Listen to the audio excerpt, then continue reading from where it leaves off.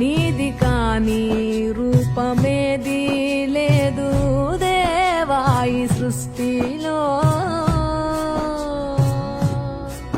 ఎల్లలోకాలు పల్లవించే నీ దివ్య దృష్టిలో.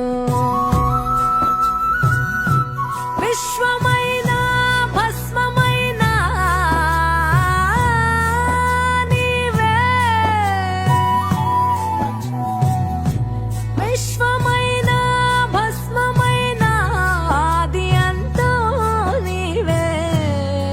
నీది కాని రూపమేది లేదు దేవా ఈ సృష్టిలో.